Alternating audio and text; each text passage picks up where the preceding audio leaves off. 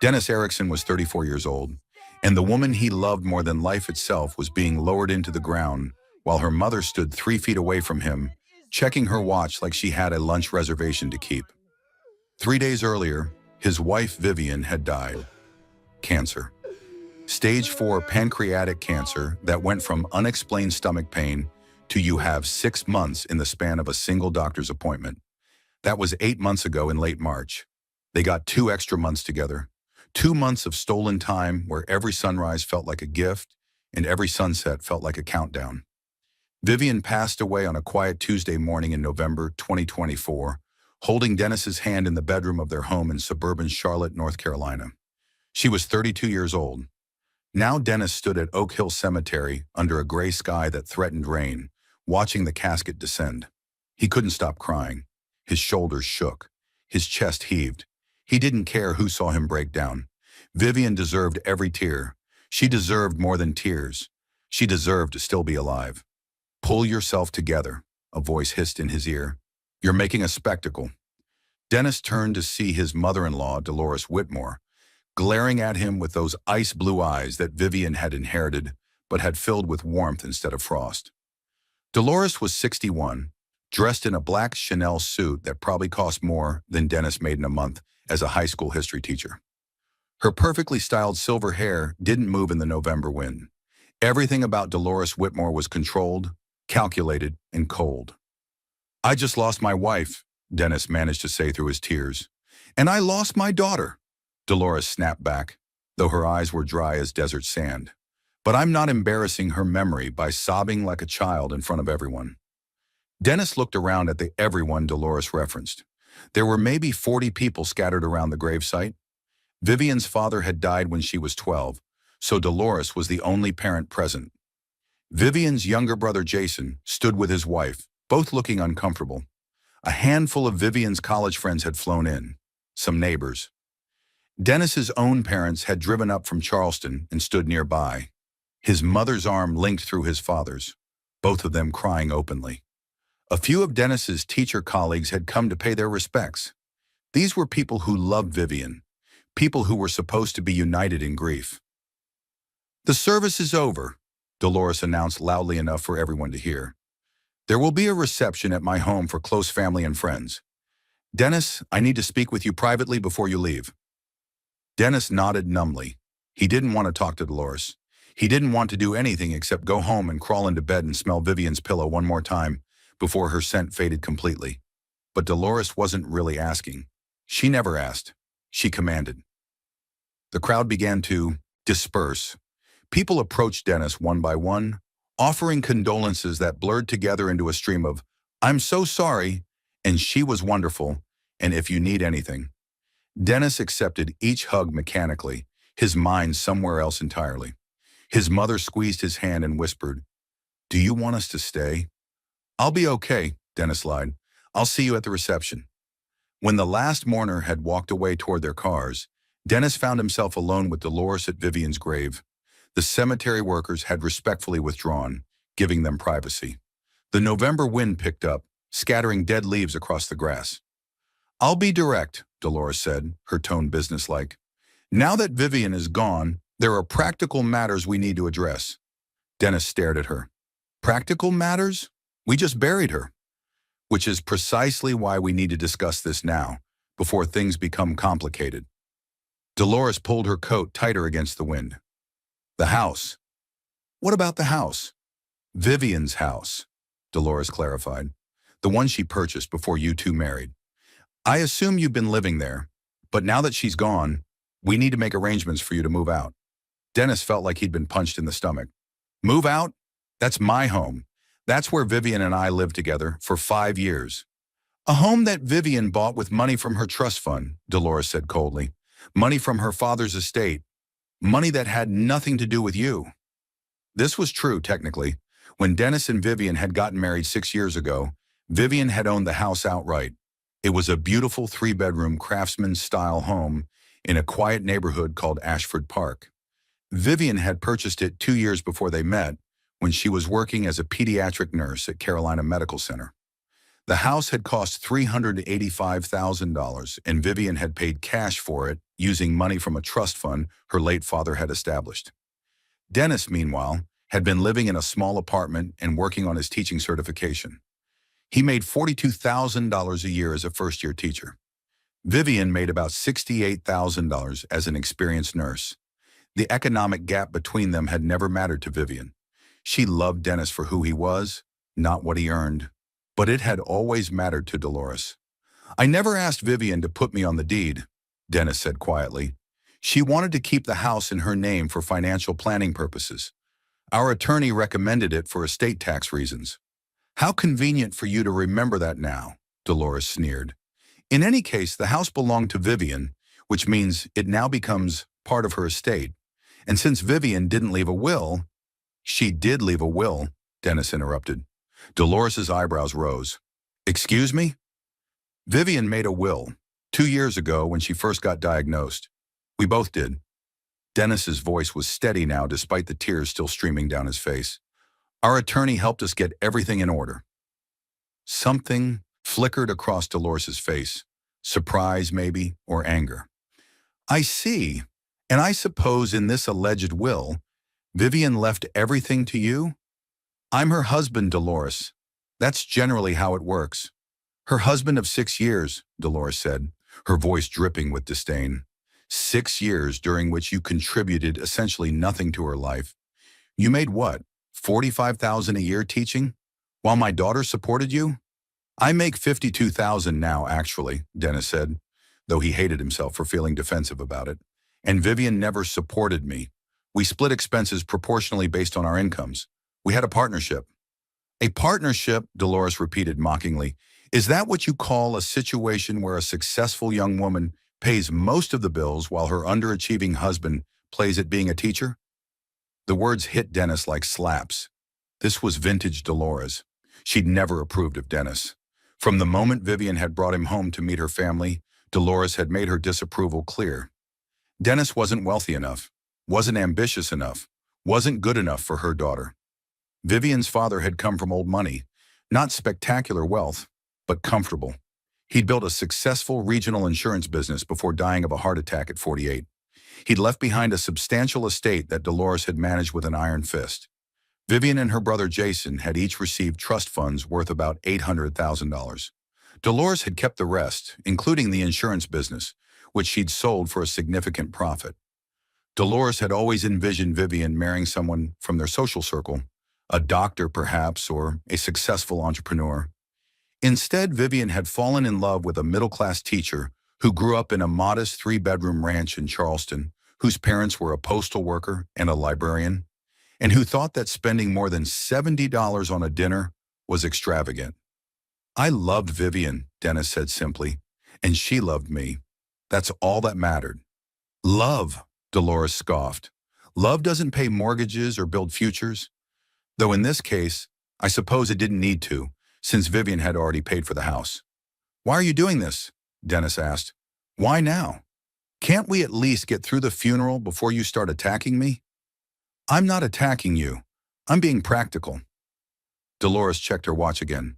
"The reception starts in 45 minutes. I'm simply making it clear that you need to start making plans to vacate Vivian's property. I'll give you 30 days, which is more than generous." 30 days? Dennis felt the surreal horror of the moment crashing over him. "You want me out of my home in 30 days? "It's not your home," Dolores said coldly. "It never was. And now that Vivian is gone, there's no reason for you to continue living there. My attorney will be in touch with the formal notice." "Your attorney?" "Dolores, whatever Vivian's will says, wills can be contested," Dolores cut him off, "especially when there are questions about undue influence or financial manipulation." Dennis felt his blood run cold. "Are you seriously suggesting I manipulated Vivian?" "I'm suggesting that a woman with terminal cancer might not have been in the best state of mind to make major financial decisions. I'm suggesting that a will drafted under such circumstances might not reflect her true wishes. And I'm suggesting that any judge would understand a mother's concern about her daughter's estate being seized by an opportunistic spouse. If you enjoy stories of cold-blooded family betrayal, shocking inheritance battles, and ultimate justice against entitled wealth, like this video, and subscribe to the channel now. There are brand new stories here every day, each one more intense than the last one you watched. And tell me where you are watching from. Dennis took a deep breath, trying to control his shaking hands. This is insane. You can't just throw me out of my home. Watch me. Dolores turned to leave, then paused. Oh, and Dennis, don't bother coming to the reception. You're not welcome. It's for people who actually cared about Vivian, not opportunists who saw her as a meal ticket. She walked away across the cemetery grass, her heels clicking on the paved pathway that led to the parking lot. Dennis stood alone at Vivian's grave, the reality of what had just happened slowly sinking in. His wife was dead, and her mother was trying to throw him out of his home before Vivian's body was even cold. Dennis looked down at the fresh earth covering Vivian's casket. I'm so sorry, he whispered. I'm so sorry you can't be here to see this. You'd be furious. Vivian had always run interference between Dennis and her mother. She'd been the buffer, the translator, the peacemaker. She loved Dolores despite Dolores's flaws, because that's who Vivian was. She loved people even when they didn't deserve it. But she'd also been fiercely protective of Dennis. Whenever Dolores made one of her cutting remarks about Dennis's career or income, Vivian would shut it down immediately. He's doing exactly what he's meant to do, Vivian would say. He's changing kids' lives every single day. That's worth more than any amount of money. But Vivian was gone now, and without her protection, Dennis was facing Dolores's full wrath alone. He pulled out his phone with trembling hands and called his attorney, David Chen. David had helped them draft their wills 2 years ago. He was young, only 36, but sharp and thorough. Dennis had liked him immediately. Dennis, David answered on the second ring, his voice gentle. I'm so sorry about Vivian. I was planning to call you tomorrow to discuss. Dolores just told me I have 30 days to move out of the house, Dennis said flatly. She says she's going to contest the will. There was a long pause. She said that? At the funeral? At the cemetery? Literally standing at Vivian's grave. Jesus, David muttered.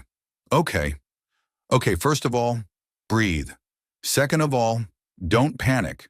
Vivian's will is ironclad. I drafted it myself. Everything goes to you. The house, her remaining trust fund assets, her retirement accounts, everything. She was very clear about her wishes. Dolores says she'll claim undue influence, that Vivian wasn't in her right mind because of the cancer. Vivian was diagnosed 2 years ago and was completely lucid when we drafted the will. We have medical documentation of her mental capacity. We even had her doctor provide a statement confirming she understood the decision she was making.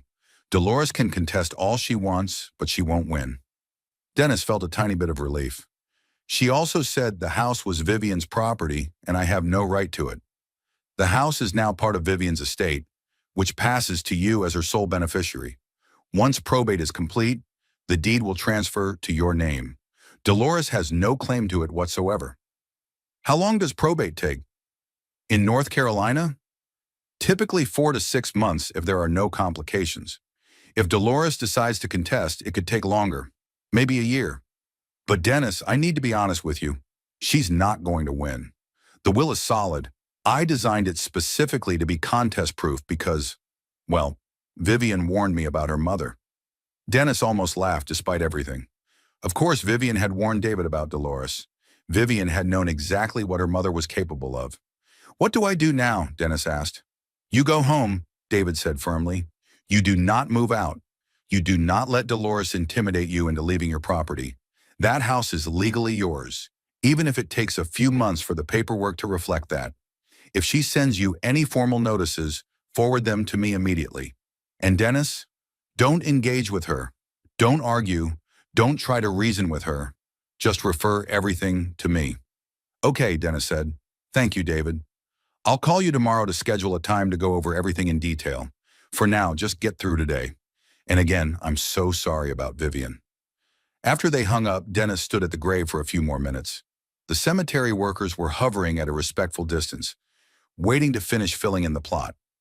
Dennis knew he should leave, but he couldn't quite make his feet move. I'm not going anywhere, he said quietly to Vivian's grave. She wants me gone, but I'm staying. This was our home. These are our memories, I'm not letting her take that away. The wind picked up again, colder now. The first drops of rain began to fall. Dennis turned and walked toward the parking lot, his mind reeling. He didn't go to Dolores's reception.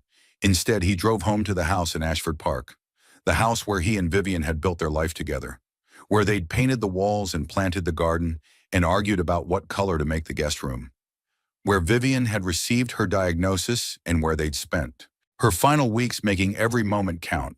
The house was dark when Dennis arrived. He'd left that morning before dawn to get to the funeral home. The November afternoon was already fading into evening. He parked in the driveway and sat in his car for a long moment, looking at the craftsman-style home with its wide front porch and the rocking chairs where he and Vivian used to sit on summer evenings. Inside, everything was exactly as they'd left it. Vivian's reading glasses were still on the coffee table next to her book club selection she'd never gotten to finish. Her coffee mug was in the kitchen sink. Her slippers were by the bedroom door. Dennis collapsed on the couch and finally let himself fall apart completely. He cried until he couldn't breathe, until his head pounded and his throat was raw. He cried for Vivian, for the future they'd never have, for the children they'd talked about but never got to create, for the 50th anniversary they joked about celebrating. And somewhere beneath the grief, beneath the overwhelming loss, there was anger. Anger at Dolores for her cruelty, anger at her timing, anger at her entitled assumption that she could simply take away everything Vivian had built. They had no idea what was coming. Dolores thought she could bully Dennis into submission because she'd always seen him as weak, as lesser, as someone beneath her daughter's station. She thought his grief and his modest income made him powerless. But Dolores had made one critical mistake. She'd underestimated how well Vivian had prepared for exactly this scenario. Dennis stood and walked to the home office they'd set up in the spare bedroom. He opened the filing cabinet where they kept important documents and pulled out a manila folder labeled Estate Planning. Inside were copies of their wills, advance directives, power of attorney documents, and property records. He found what he was looking for, a copy of the house deed. He'd looked at it a few times over the years, but had never really studied it carefully. Now he read every word. The property was purchased by Vivian Elizabeth Whitmore on March 15, 2018 for $385,000. The deed showed Vivian as the sole owner. Everything was exactly as Dolores had described. The house had been Vivian's property, purchased with her money before they married. But then Dennis noticed something. In the bottom corner of the deed was a notation dated January 8, 2023, less than 2 years ago. It referenced a deed modification filed with the Mecklenburg County Register of Deeds. Dennis's heart started racing. He searched through the folder until he found another document, this one newer. It was indeed a deed modification, signed by Vivian and notarized. As he read the document, Dennis felt tears spring to his eyes again. But this time they were different. These weren't tears of grief or anger. They were tears of gratitude. Because Vivian, in her infinite wisdom and love, had taken care of everything. The deed, modification, executed on January 8, 2023, just 3 months after her diagnosis, had changed the ownership structure of the house.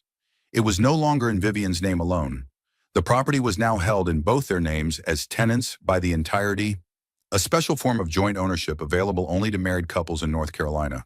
And crucially, it included survivorship rights. Dennis knew what this meant. He'd researched property law when they were doing their estate planning. Tenancy by the entirety meant that upon Vivian's death, the property automatically transferred to Dennis. It didn't go through probate. It didn't become part of Vivian's estate. It simply became his, immediately and irrevocably. Dolores could contest the will all she wanted. She could hire expensive attorneys and drag things out in court. But none of that mattered when it came to the house, because the house wasn't part of Vivian's estate. It was already Dennis's property. It had been the moment Vivian died. Dennis sank into the desk chair, holding the deed modification and shaking hands. Vivian had done this. Vivian had known that Dolores would try something like this. She'd known her mother well enough to predict exactly what would happen, and she'd protected Dennis in the one way that mattered most.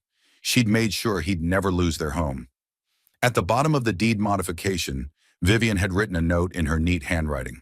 For Dennis, this house is ours, and it always will be. All my love, S. Dennis traced the words with his finger, fresh tears streaming down his face. Even in death, Vivian was taking care of him. Even knowing what was coming, she'd thought ahead and made sure he'd be okay. Tomorrow, Dolores would probably send her formal eviction notice. She'd probably be smug about it, confident that her wealth and her attorneys would crush Dennis easily. But what happened next would shock her. Because when Dolores tried to claim the house as part of Vivian's estate, she was going to learn that it wasn't part of the estate at all. The deed was already in Dennis's name. The property was already his. And there wasn't a single thing Dolores could do about it. Dennis carefully returned the documents to the filing cabinet. He would call David tomorrow and make sure everything was properly documented and filed. But for tonight, he just needed to sit with this knowledge. Vivian had loved him. Vivian had protected him. And Vivian had made absolutely sure that her mother couldn't take away the home they'd built together. "Thank you," Dennis whispered into the empty office. "Thank you, Vivian. I love you so much." Outside, the November rain fell steadily. Inside, Dennis sat in the home that was irrevocably, legally, and permanently his, and began to understand that sometimes the best protection against cruelty was simply preparation.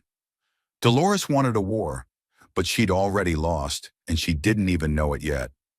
The formal eviction notice arrived by courier, the EEE. Next morning at 9:30, Dennis was sitting at the kitchen table, drinking coffee he couldn't taste and staring at nothing, when the doorbell rang. He signed for the thick envelope with numb fingers and carried it back inside. The letter was printed on expensive cream-colored stationery with the letterhead, Whitmore and Associates Legal Group. Dennis almost laughed.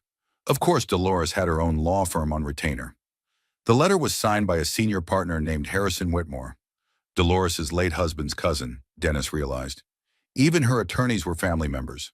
The letter stated, in formal legal language, that Dennis Erickson was occupying property belonging to the estate of Vivian Elizabeth Whitmore Erickson and was required to vacate within 30 days.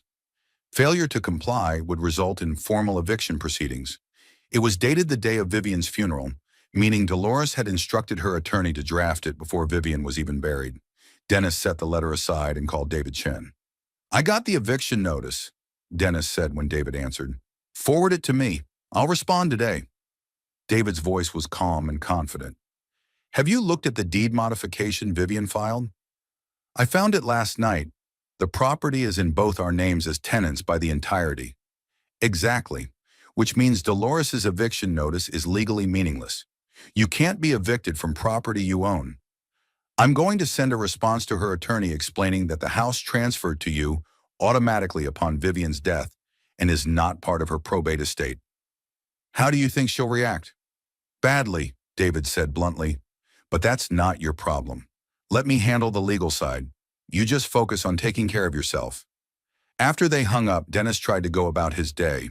He'd taken bereavement leave from school, 2 weeks that the principal had granted without hesitation. His colleagues had been supportive. His students had sent cards. Teaching had always been Dennis's calling. He loved it, despite the modest salary that Dolores found so contemptible. But right now, he couldn't imagine standing in front of a classroom and pretending to be okay. His phone buzzed with a text from his mother. "How are you holding up, sweetheart? Your father and I are worried about you."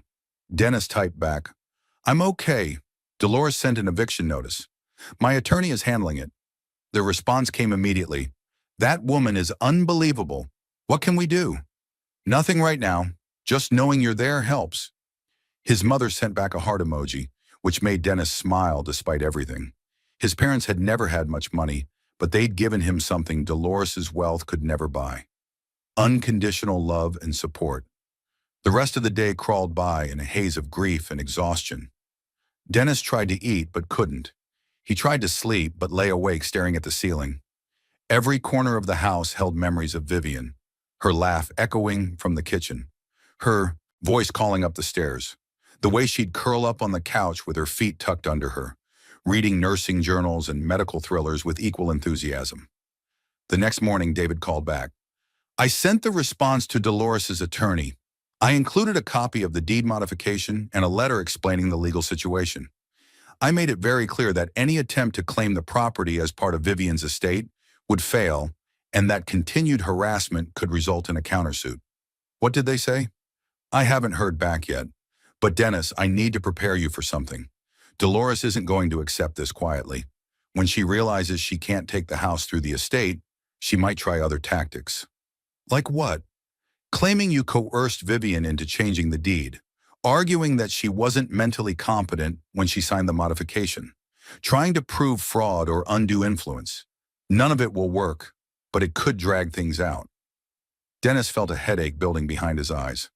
How long could this go on? Depends on how vindictive she wants to be. Could be a few months, could be a year or more if she really pushes it. But Dennis, she will lose. The deed modification is legal, properly executed, and notarized. Vivian was examined by her oncologist that same week, and his notes confirmed she was fully competent. We have everything documented. Vivian thought of everything, Dennis said quietly. She did, David agreed. She told me specifically that she wanted to make sure you'd be protected if anything happened to her. She said her mother would try to take everything, and she wanted to make that impossible. Dennis's eyes burned with fresh tears. Even facing her own mortality, Vivian had been thinking about him, protecting him, making sure he'd have a home in security after she was gone. Thank you, David, for everything. I'm just doing my job. Vivian was a good person, and you were good to her. That's what matters. That afternoon, Dennis's phone rang with an unfamiliar number. He almost didn't answer, but something made him pick up. Dennis, it's Jason, Vivian's younger brother. Dennis hadn't spoken to him since the funeral. Jason was 30 years old, worked in commercial real estate in Atlanta, and had always been cordial to Dennis, if not particularly warm. Dolores's influence ran deep in her children, but Jason had always been less openly hostile than his mother. Hey, Jason, Dennis said carefully. Listen, I heard about what Mom's trying to do, the eviction notice and everything. Jason sounded uncomfortable. I just wanted to say, I think it's messed up. Vivian loved you. She would hate this. Dennis felt a rush of gratitude. Thanks for saying that. I tried talking to Mom about it, but she's not listening. She's convinced you're some kind of gold digger who manipulated Vivian. It's insane. Your mother has never liked me. I know, and I'm sorry. Vivian and I talked about it sometimes. She knew Mom was hard. On you. Jason paused. Look, I can't go against Mom publicly. She controls the family trust and my inheritance. But privately, I want you to know that I think she's wrong. And if there's anything I can do to help without putting myself in her crosshairs, let me know. It wasn't much, but it was something. I appreciate that, Jason. Really. After they hung up, Dennis felt slightly less alone. At least someone in Vivian's family recognized the injustice of what Dolores was doing. The next few days passed in a strange limbo. Dennis went through Vivian's things slowly, crying over photographs and old birthday cards. He found a journal she'd kept during her illness, and reading her words felt like hearing her voice again. One entry from January of 2023, right after she'd filed the deed modification, caught his attention. I went to David's office today and changed the deed on the house. Dennis doesn't know yet. I'll tell him when the time is right. I don't want him to think I don't trust him or that I'm planning for the worst. But I know my mother. The second I'm gone, she'll try to take everything from him. She's never believed he loved me for me. And she'll use my death as an excuse to punish him for not being the son-in-law she wanted. So I'm making sure she can't touch our home. This house is Dennis's. It's his security, his sanctuary, his future. Mom can't have it. I won't let her take away the one stable thing in his life after I'm gone. Dennis pressed the journal to his chest and wept. Vivian had known. She'd understood exactly what would happen, and she'd protected him. On the 5th day after the funeral, David called again. Dolores's attorney responded to my letter.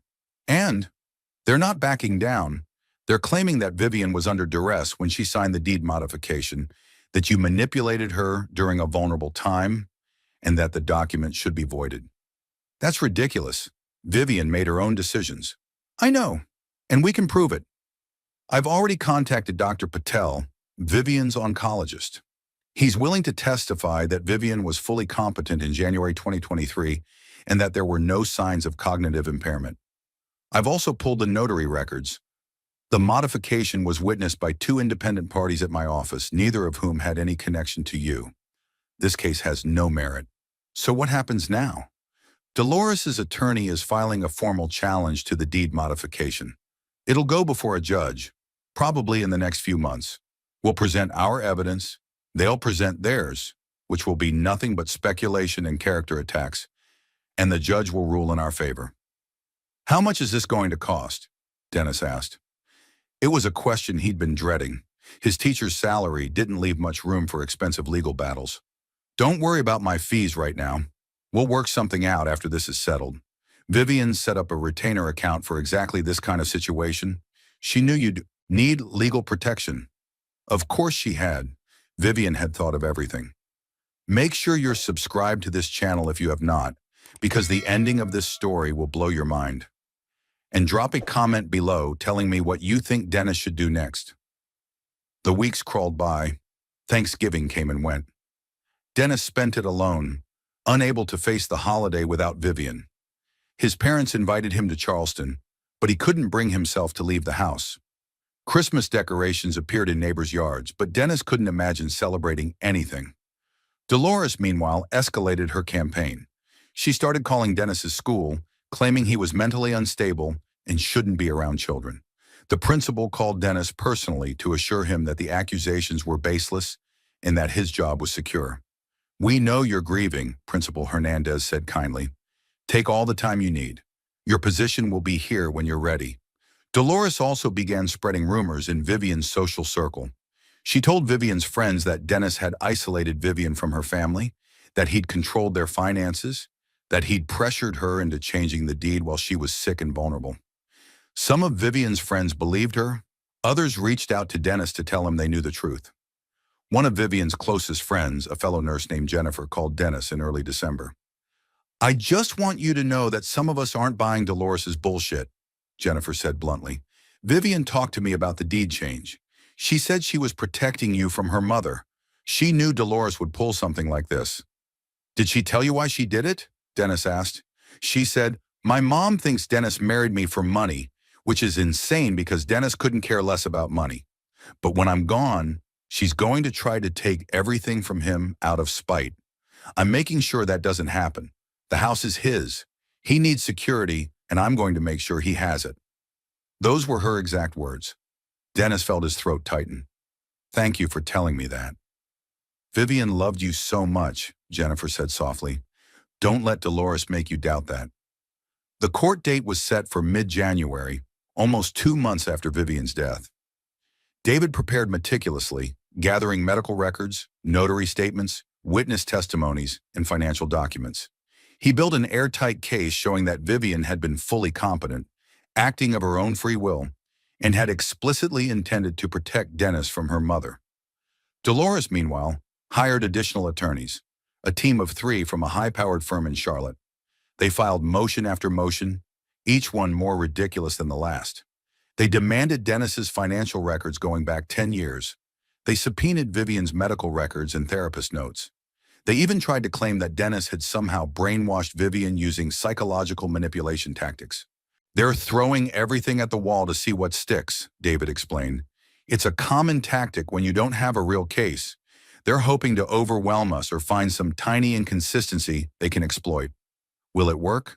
No, because we have the truth on our side, and the truth is very simple. Vivian owned the house. Vivian added you to the deed. Vivian was legally competent when she did so, and the deed modification was properly executed. Everything else is just noise. But the noise was exhausting. Dennis barely slept. He'd lost 15 pounds. He looked like a ghost of himself. His mother begged him to come home to Charleston for a while, but he refused to leave the house. It felt like surrendering. In early January, Dennis received a letter from Dolores directly, not through her attorneys, but sent to his home. He opened it with trembling hands. The letter was handwritten on Dolores's personal stationery. Dennis, this has gone on long enough. I'm prepared to offer you a settlement. I will drop all legal challenges to the deed if you agree to sell the house and split the proceeds with me 60-40. You'll walk away with over $200,000, which is far more than you contributed to Vivian's life. This is a generous offer, more than you deserve. If you refuse, I will continue fighting. I have unlimited resources and unlimited time. I will drag this through the courts for years. I will make your life hell. I will destroy your reputation. By the time I'm done, everyone will know what kind of parasite you really are. The choice is yours. Dolores Whitmore. Dennis read the letter twice, his hands shaking with anger. This was Dolores's final card, the threat. She knew she was losing the legal battle, so now she was trying intimidation. He took a photo of the letter and texted it to David. David called back within 5 minutes. Don't respond, don't engage. Forward me the original letter. She's threatening me. I know, which is incredibly stupid of her. This letter proves her motivations. It shows malice and harassment. It actually helps our case. She really thinks I'll take her settlement. She thinks she can bully you into submission. She's used to people folding when she throws money and threats around. But Dennis, you don't have to fold. You're in the right here. The law's on your side. I'm not taking her money, Dennis said firmly. This house is mine. Vivian wanted me to have it. I'm not selling it, and I'm sure as hell not giving her a single dollar. Good, David said, because that's exactly what Vivian would want you to say. The night before the court hearing, Dennis couldn't sleep at all. He lay in bed, staring at the ceiling, thinking about everything that had led to this moment. Vivian's diagnosis, the 8 months of fighting, the small victories and devastating setbacks, the final weeks when they both knew the end was coming. Vivian's death in this very bedroom, in this very bed, with Dennis holding her hand and whispering that he loved her. And then Dolores's cruelty at the funeral, the eviction notice, the legal battle, the threats and rumors and endless harassment. But through it all, Vivian's love had protected him. The deed modification she'd filed, the careful documentation, the conversations with friends where she'd explained her intentions, even her journal entries. Vivian had built an impenetrable legal fortress around Dennis, and Dolores couldn't break through no matter how hard she tried. Tomorrow in court, that fortress would prove its strength. Dennis got out of bed at dawn and put on his best suit, a navy blue one that Vivian had bought him for their 4th anniversary. She'd said he looked handsome in it. He knotted his tie with careful precision, the way Vivian had taught him. He looked at himself in the mirror and barely recognized the man staring back. He'd aged years in 2 months, but his eyes were clear. His jaw was set. He was ready. David picked him up at 8:30. They drove to the Mecklenburg County Courthouse in downtown Charlotte, a modern building of glass and steel. Dolores was already there when they arrived, surrounded by her legal team. She wore a black St. John's suit and diamond earrings. She looked at Dennis with pure contempt. Dennis looked back at her with something that surprised him. Pity. Because Dolores had lost Vivian too. She'd lost her daughter. And instead of grieving, instead of honoring Vivian's memory, she'd chosen to wage war against the man Vivian loved. She'd chosen cruelty over compassion, greed over grace. They filed into the courtroom. Judge Rebecca Morrison presided, a woman in her mid-50s with sharp eyes and no-nonsense demeanor. She'd reviewed all the filings in advance, David had assured Dennis. She knew the case inside and out. Dolores's lead attorney, a silver-haired man named Charles Dennison, spoke first. He painted Dennis as a manipulator, a predator who targeted a vulnerable young woman with money. He claimed the deed modification was executed under duress, that Vivian had been confused by her medication, that Dennis had isolated her from her family and controlled her decisions. It was a compelling story. It was also complete fiction. Then David stood up. He was younger than Dennison, less polished, less expensive looking, but when he spoke, his words carried the weight of truth. Your Honor, this case is very simple, David began. Vivian Whitmore Erickson was a competent adult who made a legal modification to her property deed. She did so while healthy. The modification was filed in January 2023, only 3 months after her diagnosis, when she was still working full-time as a nurse and showing no signs of cognitive decline. Her oncologist will testify that she was fully capable of making legal decisions at that time. David presented the medical records, Dr. Patel's statement, the notary witnesses, the journal entries where Vivian explained her reasoning, text messages to friends where Vivian explicitly stated she was protecting Dennis from her mother. Mrs. Whitmore is not challenging this deed modification because she believes there was fraud, David continued. She's challenging it because she disapproves of her daughter's choice of husband. She's using the legal system to punish Mr. Erickson for not being wealthy enough, not being prestigious enough, not being the son-in-law she wanted. But her disapproval doesn't invalidate Vivian's legal right to do what she wanted with her own property. Dolores's attorney objected, called it inflammatory. Judge Morrison overruled. David called Dr. Patel to the stand. The oncologist was in his 50s, Indian American, with kind eyes behind wire-rimmed glasses.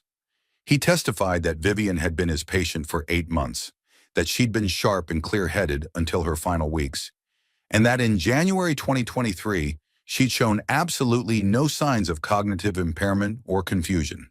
"Did you discuss the deed modification with Ms. Erickson?" David asked. "Yes. She mentioned it during an appointment. She said she wanted to make sure her husband would be taken care of if anything happened to her. She was very clear about her intentions. She said, and I remember this specifically, my mother is going to try to take everything from Dennis when I'm gone, and I won't let that happen." Dolores's face darkened with rage. She whispered urgently to her attorneys. David called the notary who'd witnessed the deed modification. She testified that Vivian had been alert, confident, and had signed all documents without hesitation. "She was very clear about what she was doing," the notary said. "There was no confusion, no pressure, no signs of distress. She knew exactly what she wanted." Finally, David called Jennifer, Vivian's nurse friend. Jennifer testified about conversations where Vivian had explicitly discussed her estate planning. "Vivian told me she was protecting Dennis," Jennifer said firmly. "She said her mother had never accepted their marriage and would try to destroy Dennis after she died. She said putting the house in both their names was the only way to make sure he'd have security. She was protecting the man she loved from her vindictive mother." "Objection!" Dennison shouted. "Speculation and hearsay."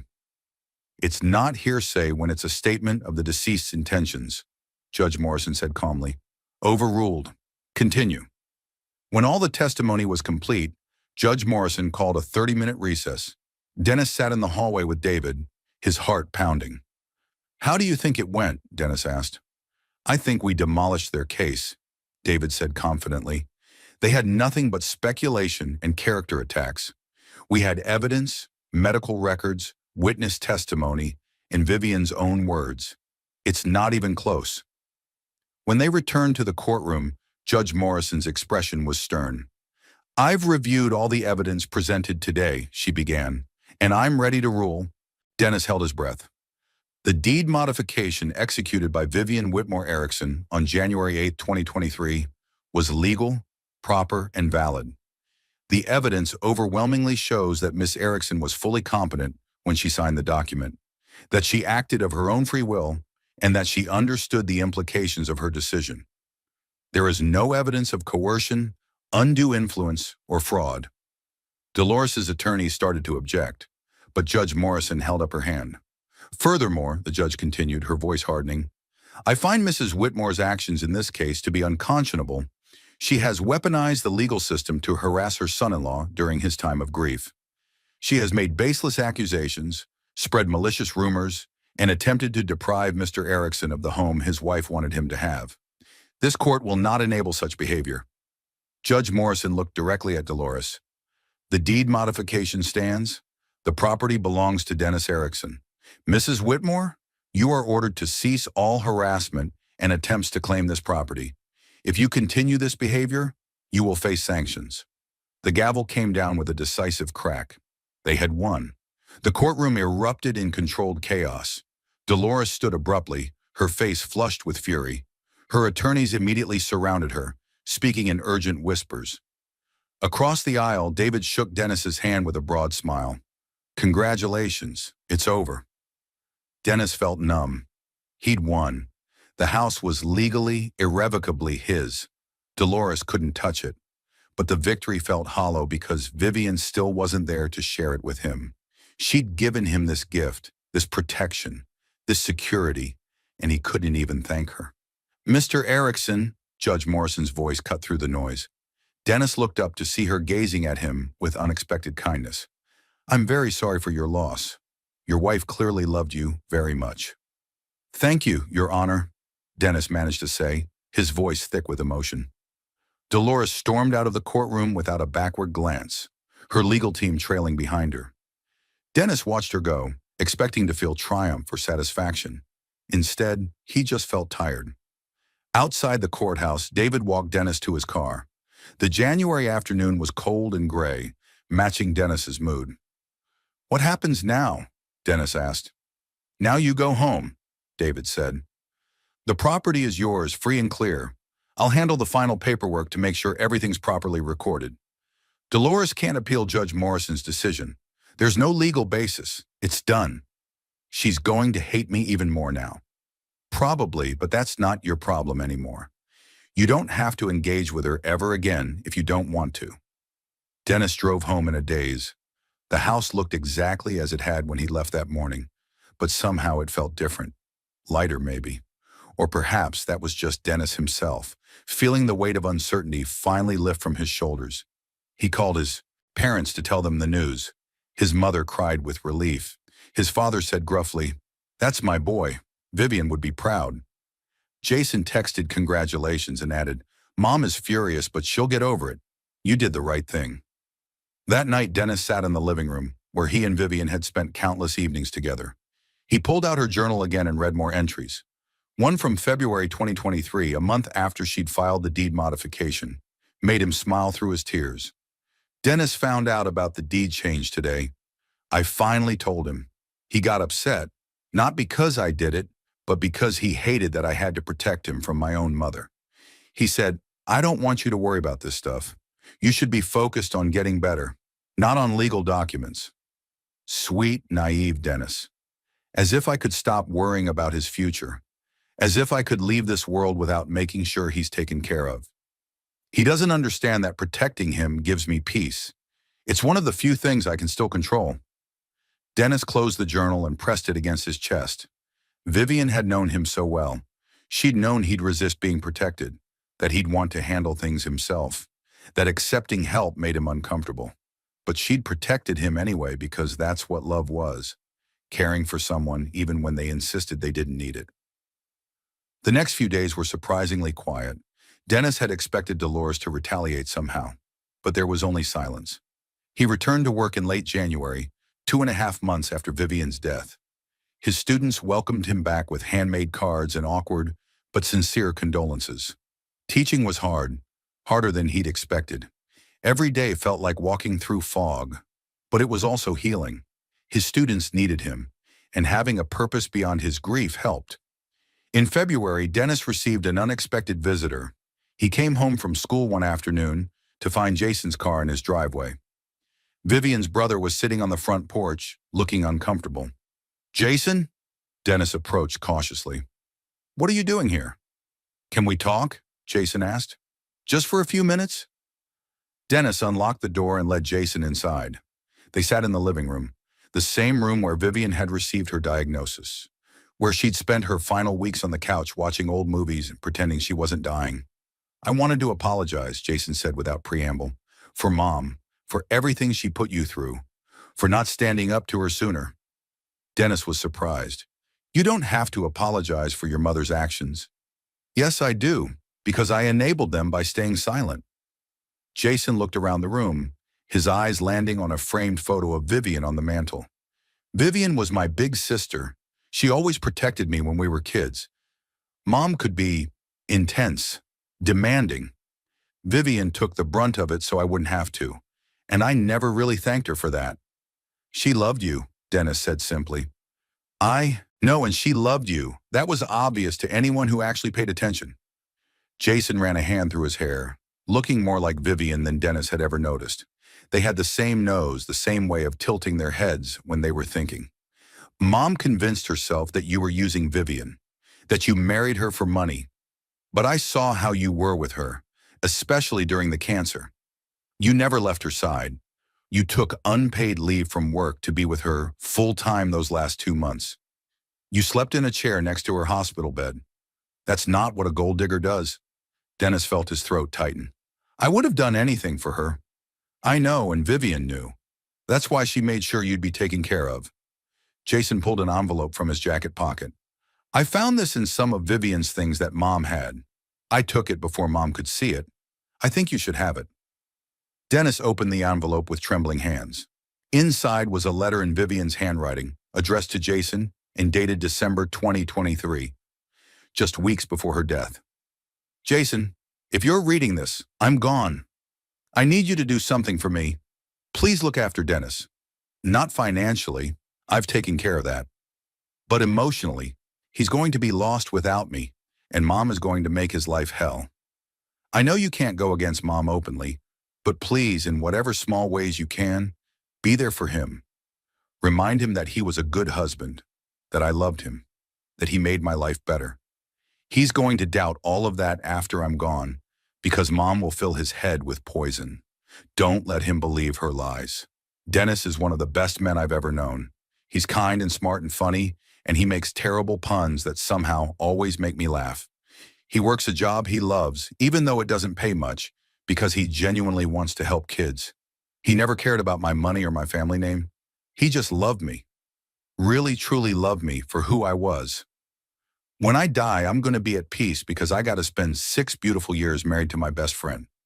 Not everyone gets that. I was lucky. We were lucky.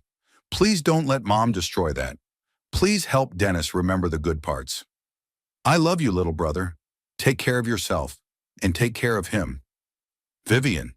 Dennis couldn't see the words anymore through his tears. Jason was crying too, not bothering to hide it. She was the best person I knew, Jason said roughly, and you made her happy. I saw it. We all saw it, even Mom, though she'd never admit it. They sat in silence for a while. Two men who'd both loved Vivian, both grieving her loss in different ways. Thank you for bringing this to me, Dennis finally said. It means more than you know. There's something else, Jason said. Mom is planning to sell the family business, the insurance agency that Dad built. She's been talking about it for years, but now she's actually doing it. She's getting older and she doesn't want to manage it anymore. The sale should net about $3 million. Dennis didn't understand why Jason was telling him this. Okay? Under Dad's will, Vivian was supposed to inherit a portion of the business value if it was ever sold. 20%. Mom's been avoiding the sale partly because she didn't want to give Vivian that money. She thought Vivian didn't need it since she had her trust fund. But now that Vivian is gone, that 20% goes to Vivian's estate. Which goes to me, Dennis realized. Which goes to you, Jason confirmed. That's $600,000, Dennis. Mom is legally obligated to pay it. Her attorneys have confirmed it. There's no way around it. Dennis felt like he'd been punched. $600,000. It was an unimaginable sum for someone who made $52,000 a year teaching history. I don't want her money. It's not her money. It's Vivian's. It's what Dad wanted Vivian to have. And since Vivian wanted you to have everything, it's yours. Jason stood up to leave. The sale is supposed to close in March. Mom is going to fight this, obviously. She's going to be furious. But the law is clear. That money is legally yours. After Jason left, Dennis sat alone with Vivian's letter in his hands. He read it over and over, memorizing every word, every loop of her handwriting. Even facing death, Vivian had been thinking about him, worrying about him, protecting him. The next month was a blur of legal proceedings related to the business sale. Dolores did exactly what Jason had predicted. She fought the inheritance distribution with every tool at her disposal. She argued that Vivian's share should go to Jason instead. She tried to claim the will was invalid. She attempted to tie up the sale in litigation. But David Chen, now familiar with Dolores' tactics, shut down each attempt methodically. The law was unambiguous. Vivian's share went to her estate, and her estate went to Dennis. There were no loopholes, no exceptions. In March, on a rainy Tuesday afternoon, Dennis received the largest direct deposit of his life. $600,000 minus taxes and legal fees appeared in his bank account. He stared at the number on his phone screen, unable to process it. He called David immediately. Is this real? It's real, David confirmed. The business sale closed yesterday. Dolores was required to distribute the inheritance. She tried to delay the payment, but the judge wasn't having it. The money is yours, free and clear. Dennis didn't know what to feel. The money was life-changing. He could pay off his car. He could finally fix the roof. He could put away for retirement. He could donate to the causes Vivian had cared about. He could establish a scholarship fund in her name, but none of it brought Vivian back. That weekend, Dennis did something he'd been avoiding for months. He went through all of Vivian's belongings, her clothes, her books, her jewelry, her nursing textbooks. He donated most of it to charity, keeping only a few precious items. Her favorite sweater that still smelled like her perfume, her grandmother's wedding ring, her collection of medical thrillers, her nursing school diploma. He found another note tucked into one of her textbooks, written in her neat hand on a torn piece of notebook paper. Dennis, if you're reading this, I'm gone and you're finally going through my stuff. I know how hard this must be, but I want you to know something. You gave me the happiest 6 years of my life. Every single day with you was a gift. Don't let anyone, especially my mother, make you believe otherwise. You were exactly the husband I needed, exactly the partner I wanted, exactly the man I loved. Go live your life. Fall in love again if you can. Be happy. That's what I want for you. All my love forever, S. Dennis sat on the bedroom floor surrounded by cardboard boxes and cried harder than he had since the funeral. Vivian had left him notes everywhere, little love letters hidden throughout the house, each one a gift for future moments when he'd need her most.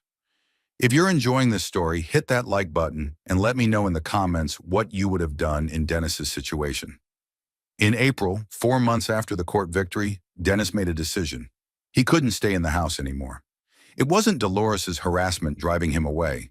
She'd gone conspicuously quiet after losing both legal battles and being forced to pay the inheritance. It was the memories. Every room held echoes of Vivian. Every corner reminded him of what he'd lost. He put the house on the market. The real estate agent told him it would sell quickly. The neighborhood was desirable, the house was well maintained, and the market was strong. She was right. Within 2 weeks, Dennis had multiple offers. He accepted one for $445,000, almost $60,000 more than Vivian had paid for it 6 years earlier. The closing was scheduled for late May. Dennis spent those final weeks sorting through the last of their belongings and saying goodbye to the home he and Vivian had built together. Neighbors stopped by to wish him well. His principal told him there was a position open at a school in Charleston near his parents if he was interested. Dennis was interested. It was time to go home. Time to start over. Time to build a new life that honored Vivian's memory without being imprisoned by it.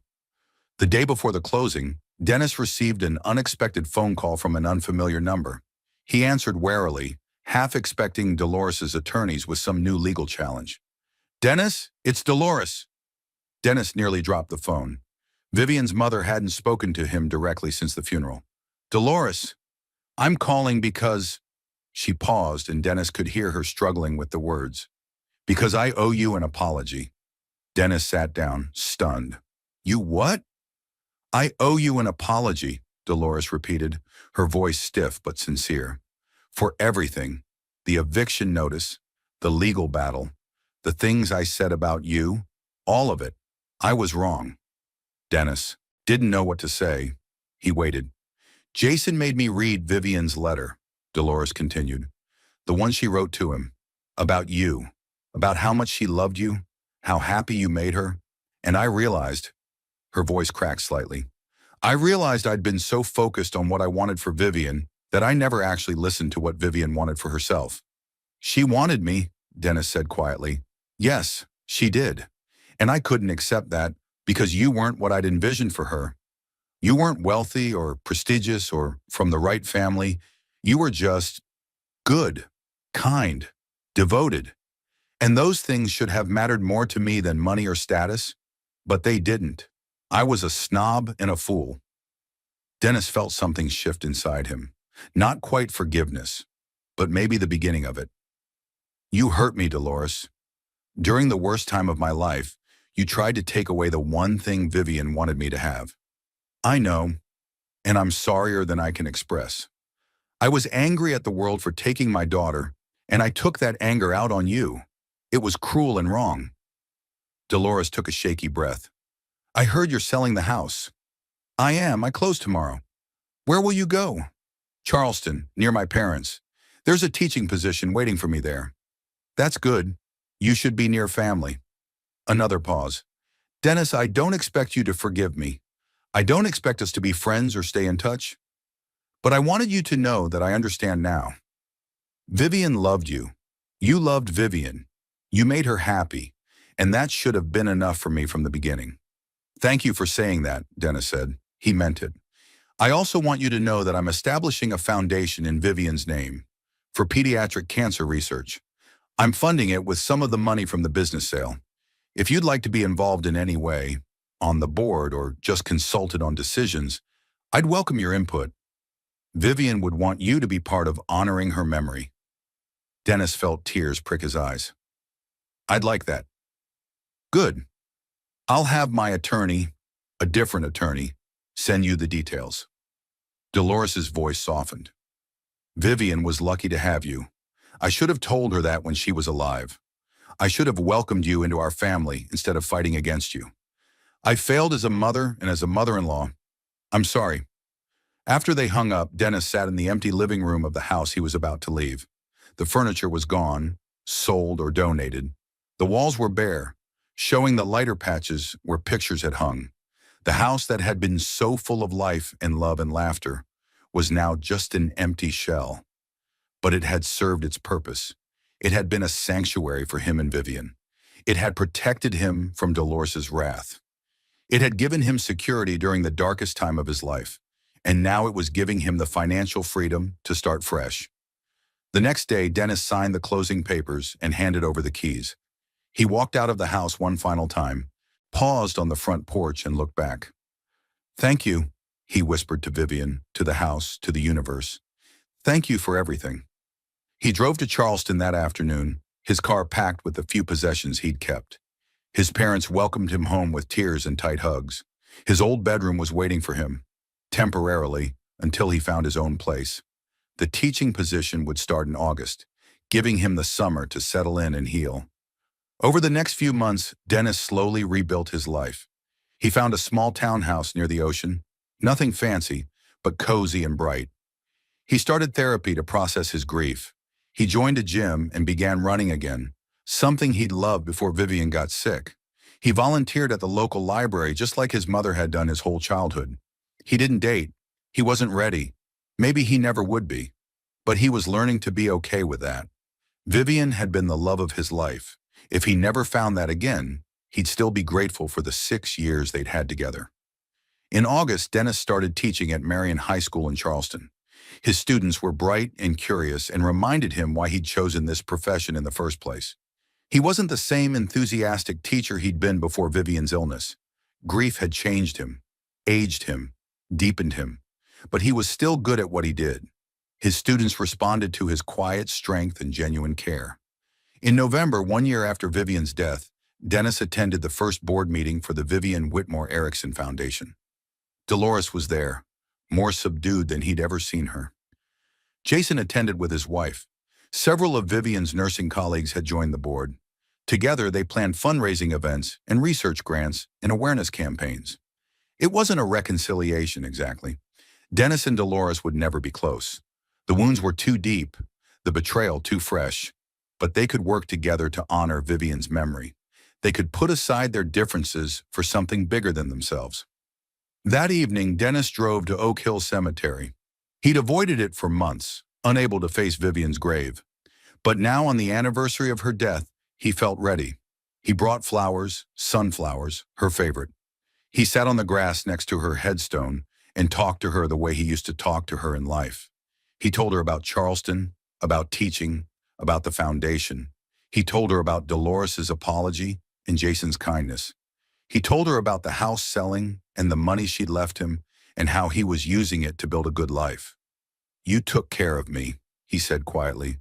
Even when you were dying, even when you should have been focused on yourself, you were still protecting me.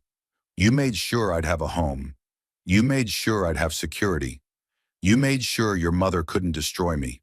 The November wind rustled the leaves on nearby trees. The setting sun cast long shadows across the cemetery. I'm going to be okay, Dennis continued. It took me a while to believe that, but I do now. I'm not the same person I was before. I'll never be that person again, but I'm okay with who I'm becoming.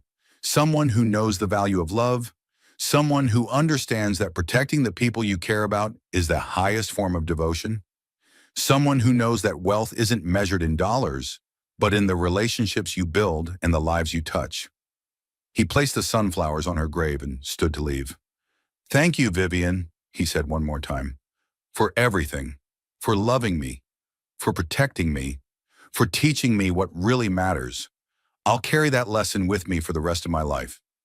As Dennis walked back to his car, he felt something he hadn't felt in a year. Peace. Not happiness, not yet, but peace. The acceptance that life goes on, that grief doesn't disappear, but becomes something you learn to carry. That love doesn't end with death, but transforms into memory and gratitude. Dolores had tried to take everything from him out of spite and prejudice, but Vivian had made that impossible. Vivian's love had been stronger than Dolores's hate.